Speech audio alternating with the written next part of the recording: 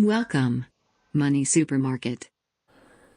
안녕하세요. 반갑습니다. 돈 파는 가게입니다. 우리는 왜 재테크를 잘 못할까? 두 번째 시간입니다. 첫 번째는 어떤 이야기를 했죠? 그렇습니다.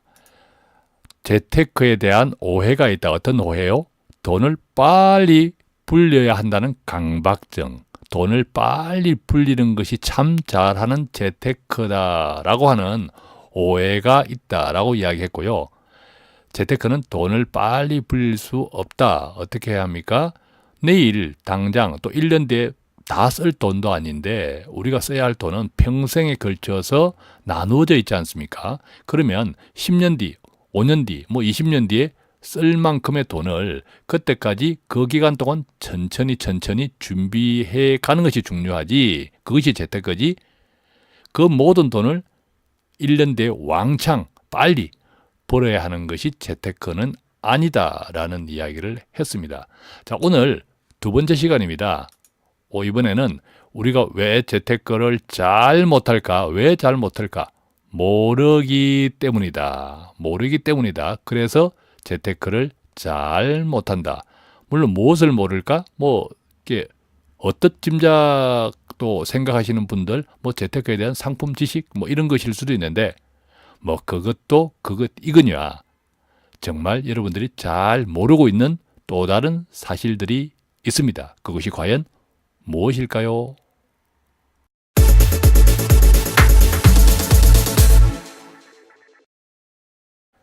자, 우리는 재테크를 왜 잘 못할까? 두 번째 시간, 모른다는 겁니다. 정말 모릅니다.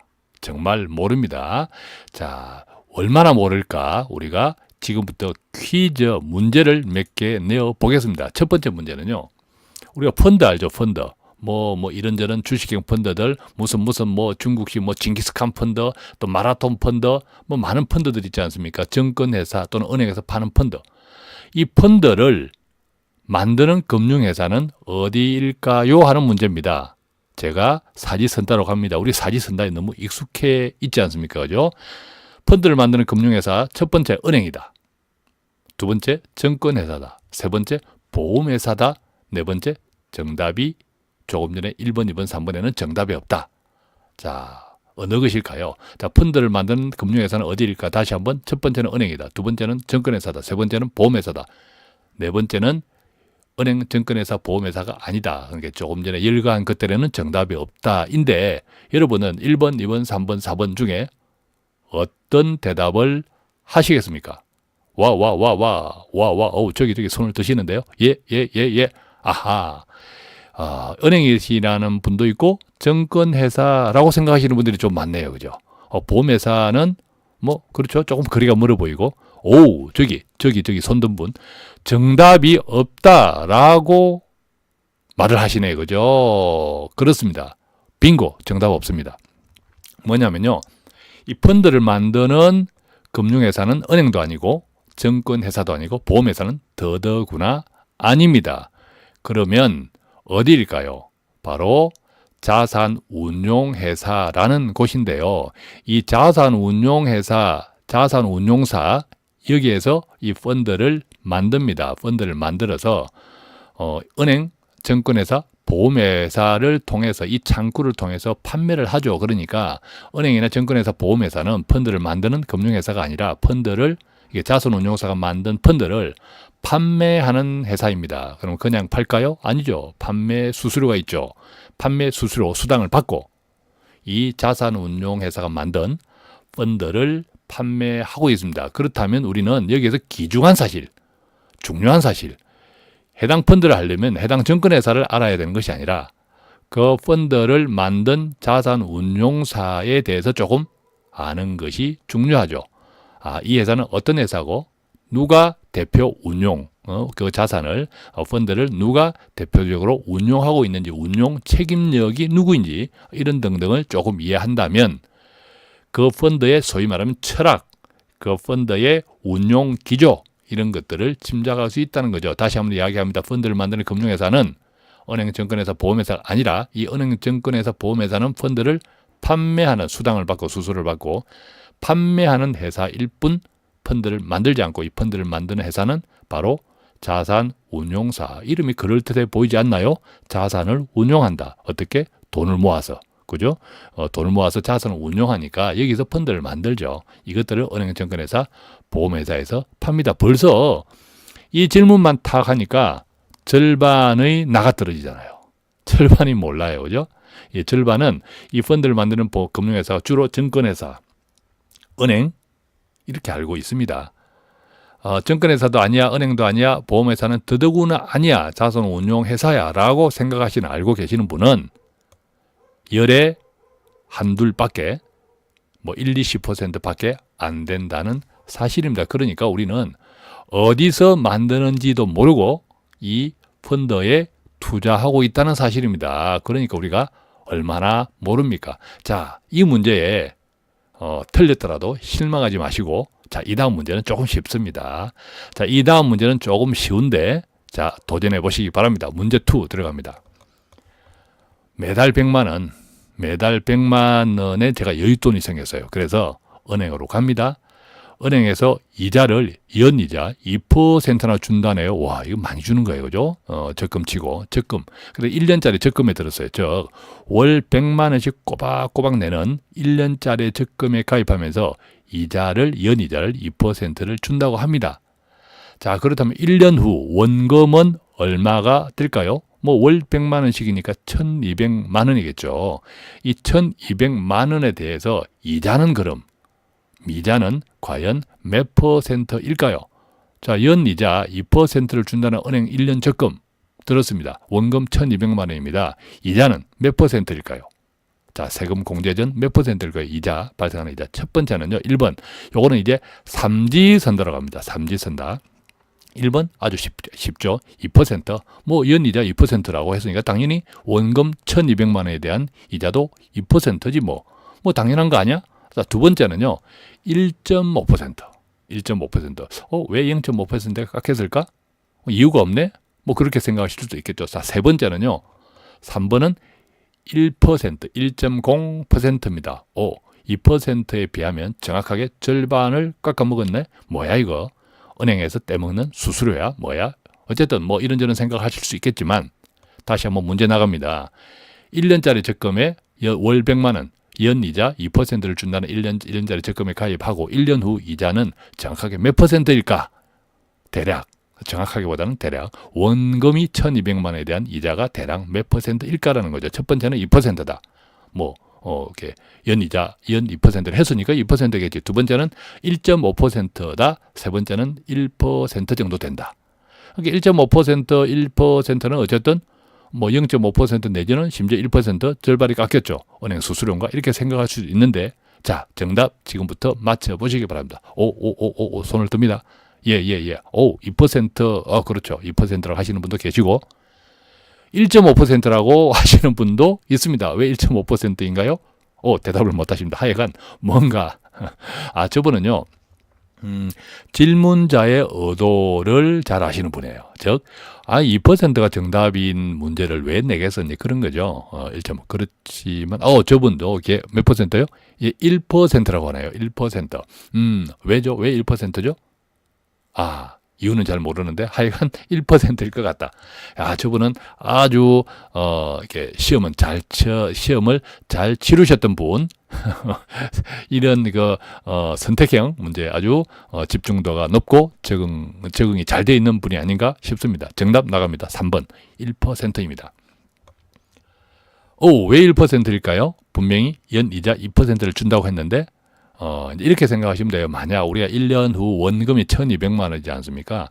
1200만 원을 시작할 때 탁 그냥 1200만 원을 몽땅 1월 1일 탁 맡기고 나중에 1년 뒤에 찾으면 이자가 2% 그대로 적용이 됩니다. 이자 2% 얼마죠? 1원이 2는 24만 원이에요. 그죠? 24만 원.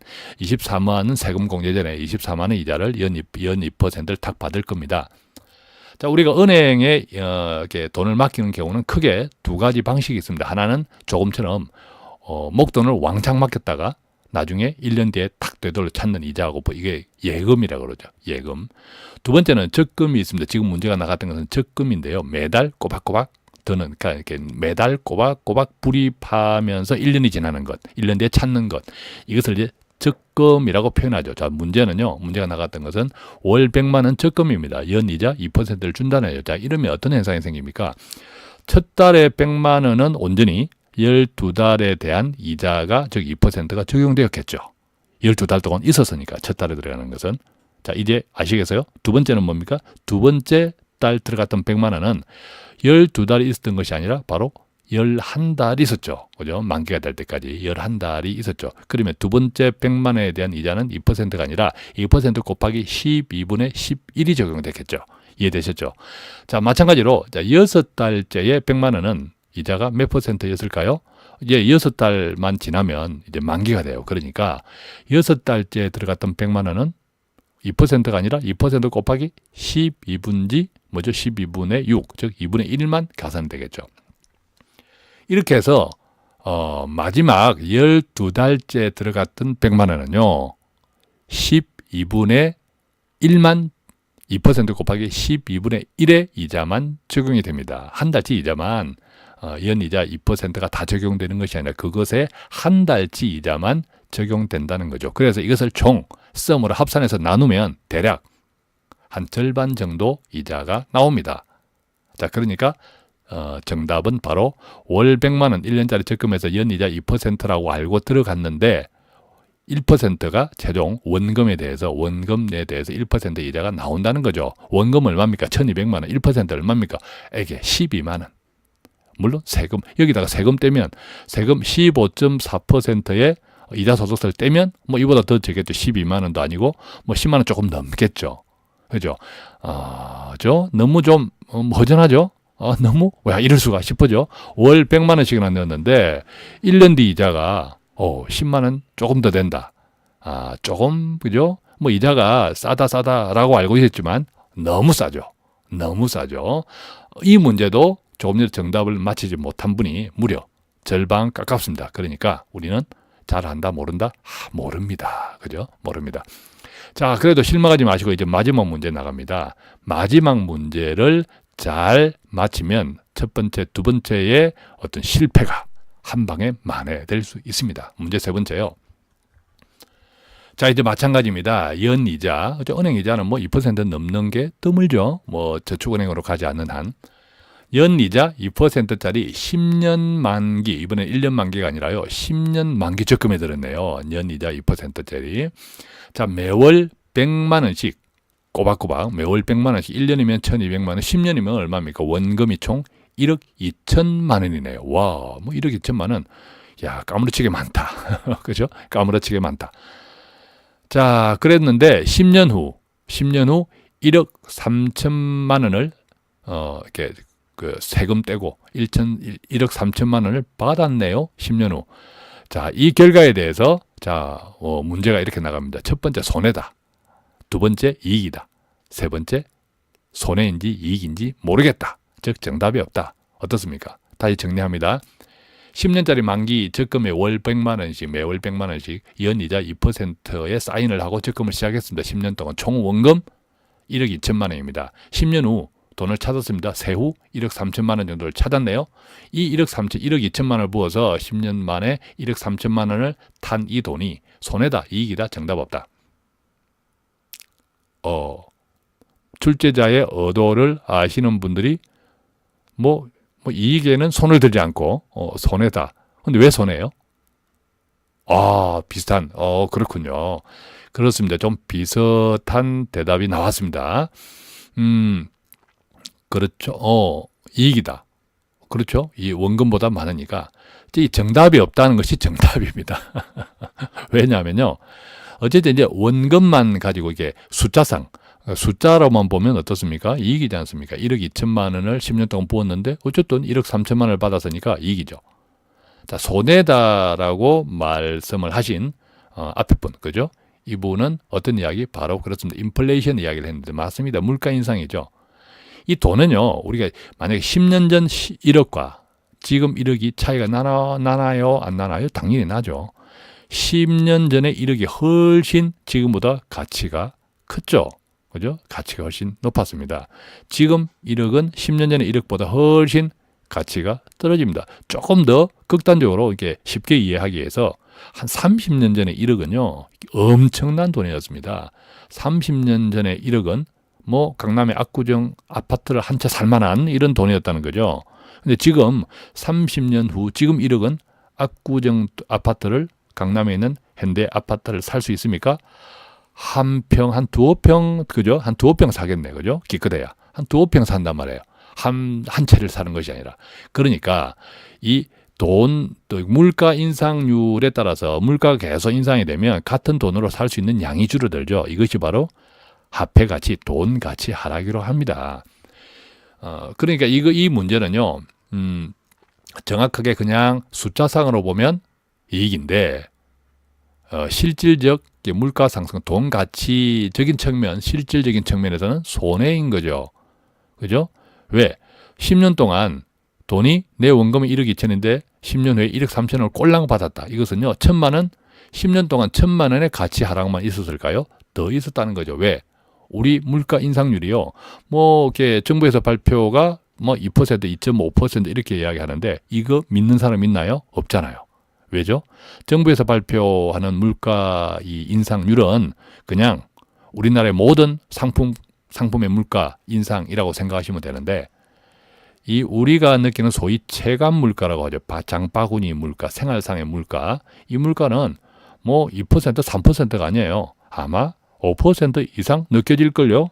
그렇습니다. 그러니까 우리가 돈을 뭐 한 5% 이상으로 계속 불려내지 못하면 앞에서 남고 뒤로 까지는 거죠. 우리가 이것을 내 통장에 쥐새끼가 살고 있다, 이렇게 표현해요. 내 통장에 쥐새끼가 살고 있다. 뭐죠? 통장에 분명히 숫자는 그대로인데 그 돈을 찾아서 막상 무언가를 살려고 하면 1년 전보다, 2년 전보다, 심지어 10년 전보다 살 수 있는 물건이 줄어들었어요. 그러니까 내 돈이 이미 갉아 먹었다는 거죠. 누가? 쥐새끼가. 그 쥐새끼를 우리가 인플레이션이라 합니다. 그러니까 우리는 우리가 수익률의 목표는요, 적어도 물가 인상률, 적어도 물가 인상률, 그것도 정부에서 발표하는 물가 인상률이 아니라 우리가 생활 물가, 체감하는 물가 인상률 이상으로 굴려야 한다는 겁니다. 그것이 재테크라는 사실입니다. 자, 1번, 2번, 3번 문제를 맞힌 분, 틀린 분 이걸 떠나서요, 조금 전에 1번, 2번, 3번을 이해하는 것이 굉장히 중요합니다. 왜냐하면요, 100세 시대 월급만 쌓아서는, 차곡차곡 쌓아서는 이게 100세 시대에 준비할 수 없습니다. 왜냐? 100세 될 때까지, 죽을 때까지 우리가 계속 월급을 받고 있지는 않지 않습니까? 그죠? 그러니까 상당한 시간 동안 월급이라는 소득 없이 살아야 되는 시대가 바로 100세 시대입니다. 그러니까 이 월급만 쌓아서는 불가능하다. 이 말은요, 원금만 쌓아서는 불가능하다.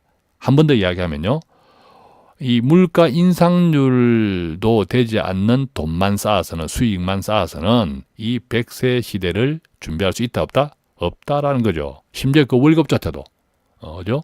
월급이 들어왔다 싶으면 여기 월급님이 로그인 했다가 월급님이 로그아웃 하셨다는 이 재밌는 그림이 있는데요. 왜 월급님이 들어왔다가 월급님이 로그아웃 했나요? 뭐 국민연금 빠져나가고 무슨 카드 또 무슨 카드, 무슨 보험, 뭐 등등등등, 뭐 신용카드 뭐 등등등등 빠져나가니 월급이 들어왔다 띵동, 어느 때 월급이 나갔다 띵동 한다는 거죠. 그런데 그나마 아껴 써서 남는 여윳돈을 월급만 우리가 그대로 쌓을 수도 없거든요. 왜냐하면 써야 하니까. 그렇게 만들어진 여윳돈을 우리가 정말 원금만 쌓아서는 안 되고, 물가 인상률도 못 미치는 수익률로 쌓아서도 안 되고, 그 이상으로 쌓아야만 그나마 100세 시대를 준비할 수 있다는 겁니다. 자, 이 대목에서 우리는 이스라엘 대학생과 한국 대학생의 현실을 한번 짚어보도록 합시다. 이스라엘 대학생 80-90%는 취업이 아니라 창업을 한다고 합니다. 창업. 그런데 반대로 한국 대학생의 80-90%는 뭘 합니까? 바로 취직이죠. 냉정히 이야기하면요, 한국 대학생의 80-90%는 직장에 취업하는 것 외에는 솔루션이 없어요. 자, 그렇다면 이스라엘 대학생 8, 90%는 정반대로 취직을 하지 않고 창업을 한다는 거니까 뭔가 취직을 안 해도라는 솔루션이 있다는 거죠. 그 솔루션은 뭡니까? 바로 창의력 아니고요. 그런 거 아니고요. 창의력만 있다고 우리가 창업할 수 있나요? 내 뛰어난 아이디어가 있다고 창업할 수 있냐고요. 책상도 필요하죠. 공간도 필요하죠. 당장 창업이라는 건 당장 수입이 없으니까 또 용돈도 필요하지 않습니까? 뭐가 필요합니까? 창업을 하기 위해서는 돈이 필요해요. 그럼 이스라엘 대학생 8, 90%는 돈이 있다 없다? 있다는 이야기죠. 우리 한국 대학생의 8, 90%는 돈이 있다 없다? 없다는 이야기죠. 한국 대학생 8, 90%는 돈이 있는 것이 아니라 뭐가 있죠? 학자금 대출, 부채가 있다는 거죠. 이스라엘 대학생들의 8, 90%는 부채가 아니라 돈이 있다니까요. 그러니까 창업을 합니다. 얼마가 있을까요? 대체로 평균 이스라엘 대학생의 통장에는 평균 4억에서 6억이 있다네요. 와우, 정말입니까? 정말이래요. 이 근거가 있는 거예요. 자, 따지고 볼게요. 이스라엘 이 자녀들은 13살 때 성인식을 합니다. 성인식을 하는데 이 성인식 할 때, 우리 성인식은 20살 때 하는데 얘들은 13살 때 한다네요. 이 성인식을 할 때 이 부모들은 유산을 좀 일찍 물려준다는 생각으로 조금 많이 주고, 반대로 이 친척들은, 반대는 아니지만 친척들은 형편껏 이 성인식 때 부조를 한대요. 몇십만 원 주는 가정도 있겠지만 또 여유가 되면 몇백만 원도 준대요. 그래서 이 13살 때 이스라엘 성인식 하는 이 자녀가 통장에 돈이 무려 한 3천에서 5천 정도 모인다네요. 또 행편에 따라서. 이 대단하죠. 한 3천, 5천, 이 13살 때 그 아이의 통장에 있다는 것, 이게 정말 쇼킹한 사실이에요. 왜 그렇죠? 우리 한국의 13살 초딩 6학년이에요. 그죠? 이 초딩 6학년한테 우리가 몇만 원을 맡겨요. 이 자산 관리 능력이. 몇만 원? 그렇죠? 5만 원? 5만 원. 10만 원? 10만 원. 자, 기껏 5만 원, 10만 원이 우리 초딩 6학년한테 맡기는 돈입니다. 자, 네가 알아서 써봐 하는 돈입니다.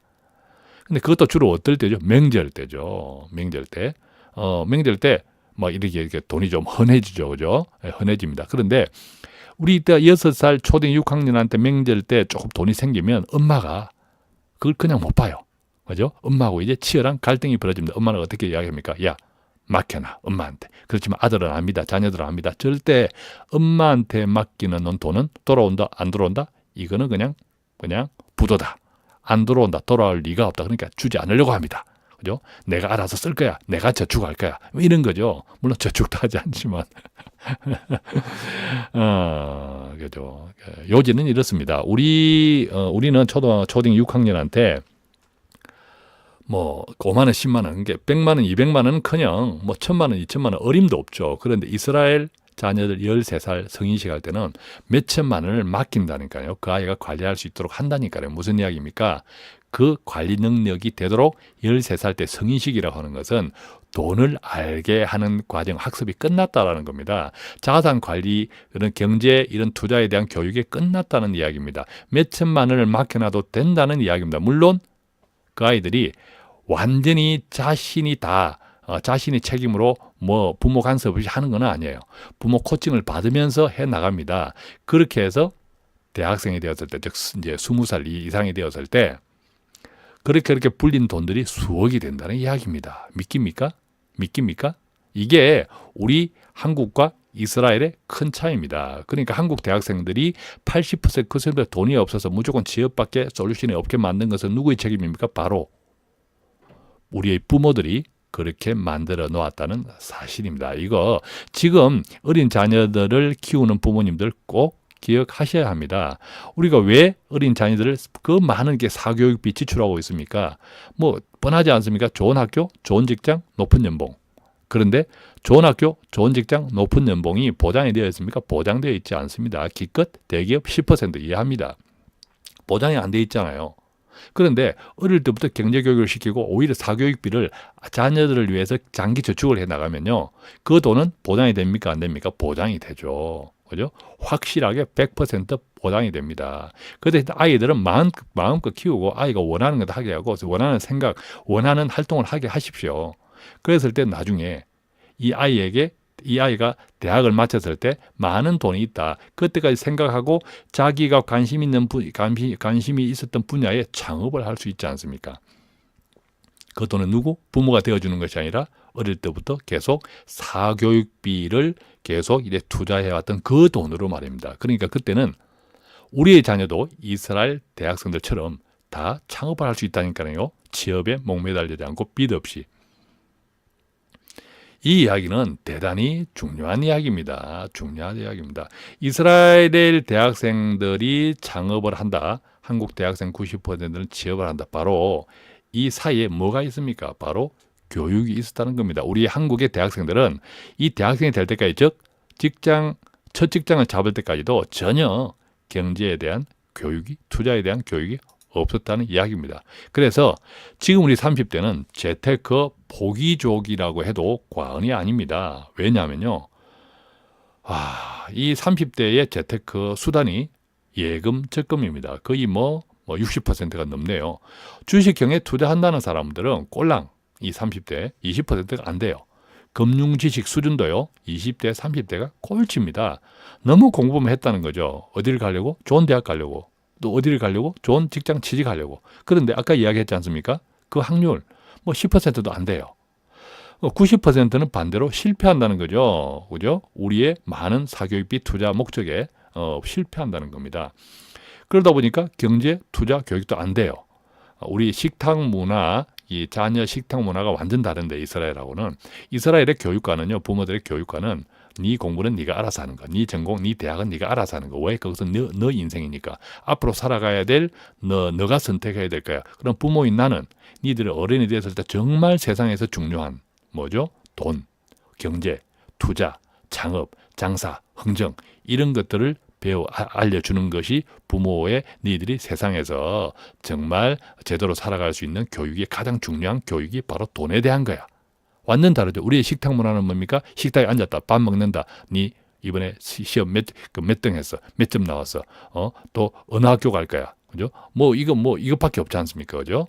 이것밖에 없는데, 그러다 보니까 이 아이들이 용케 대학을 졸업하고 첫 직장에 들어가도 이 첫 직장 첫 월급을 받았을 때 그때부터 골이 띵합니다.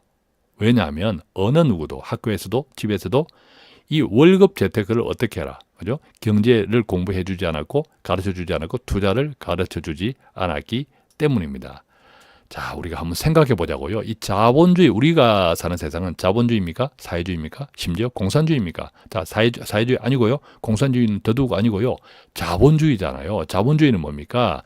이 돈이 지배하는 세상입니다. 냉정하게 이야기하면. 그러니까 돈을 어떻게 다루고 돈을 어떻게 내가 관리하느냐에 따라서 이 삶의 질이 달라질 수밖에 없는 것이 바로 자본주의 세상. 우리나라는 자본주의 세상이라니까요. 그런데 경제와 투자를 모른 채로 사회에 나왔다. 이건 비극이죠. 비극. 그러니까 30대를 이렇게 보통 이제 만나서 이렇게 상담을 하다 보면요, 이래요. 저는 안정적인 것을 좋아합니다. 그게 뭔가 예적금이거든요. 지금 당장에는 안정이, 나중에는요, 100세 인생에 절대 안정된 삶이 못 됩니다. 왜? 아까 우리가 쭉 문제를 통해서 같이 나누어 보았습니다. 100세 인생 월급만 가지고 안 되고, 월급만 차곡차곡 쌓아서도 안 되고, 원금만 가지고도 안 되고, 물가 인상률 이하의 수익률로 불려서도 안 됩니다. 근데 그것들 다 그렇게 하고 있다니까요. 그러면 월급을 벌 때는 나름 그냥 버니까 그래 할 수 있다 하더라도, 월급이 끊기고 수십 년 동안 얼마나 이게 답이 없어요. 답이 없어요. 그러니까 얼마나 이스라엘 이 민족들은 얼마나 지혜롭고 얼마나 현실적이며, 그죠? 자본주의 세상이라니까요. 우리가 이 자본주의 세상에 살면서 경제와 투자를 모른다. 이거 정말 그냥 난세습니다. 이제 부모 탓하시지 마시고, 부모 탓. 그래서 부모님들은 정말 또 열심히 일을 해서 또 좋은 직장, 좋은 대학, 좋은 공부를 시키기 위해서 열심히 헌신했지 않습니까? 비록 그분들이, 그죠, 경제와 투자에 대해서 잘 교육을 안 시켰지만 사실 그분들도 몰랐거든요. 왜? 교육받지 않았으니까. 오로지 공부만 시켜온 그 사랑, 그렇다고 해서 왜 부모님 나를 이렇게 경제 무능아로 만들었습니까? 그거 단식하지 마시고 여태까지 사랑에 보답하는 길은 지금부터라도 배워야 합니다. 그죠? 지금부터 자꾸 배워야 합니다. 어렵다고요? 어렵지 않습니다. 우리가 그 영어 외에 그 AFK 영어를 그 영어 회화를 배울 때 어떻게 했습니까? 저도 많이 했지만 주로 뭐 AFKN 확 틀어놓고 그때 소리 들립니까? 안 들리잖아요. 근데 계속 듣다 보니까 어느 날 귀가 열렸다 이런 이야기 하잖아요. 그죠? 마찬가지입니다. 뭐 출퇴근할 때 복잡하지만 또 힘들지만 직장 생활이 틈틈이 조금 여유 날 때 틈틈이 뭐 심심풀이 땅콩으로 경제 뉴스 들으십시오. 또 투자에 관한 또 뉴스 주식 이야기 들으십시오. 자주 듣다 보면요. 처음에는 그게 복잡합니다. 머리가 띵합니다. 무슨 말인지 모릅니다. 그런데 아까 영어 회화 배우듯이 자꾸 듣다 보면 이 경제나 이런 투자에 관련된 용어들 이런 것들이 자꾸 되풀이돼 반복되네요. 반복돼요. 그러다 보면 어느 때 뇌가 열립니다. 어느 때 뇌가 열립니다. 그러면 어떻게 그것들을 들어 하는 사람들 뭐 너무 복잡하게 생각하지 마시고 우리 돈 파는 가게 오십시오.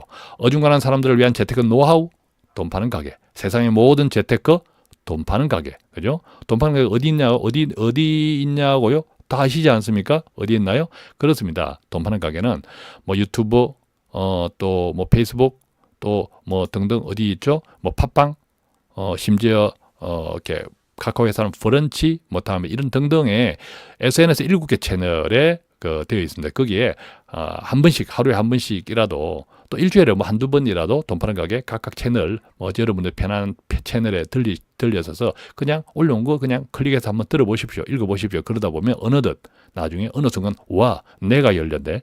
경제 내가 열렸네. 예, 그렇게 또 와 하고 만세부를 그러는 날이 올 겁니다.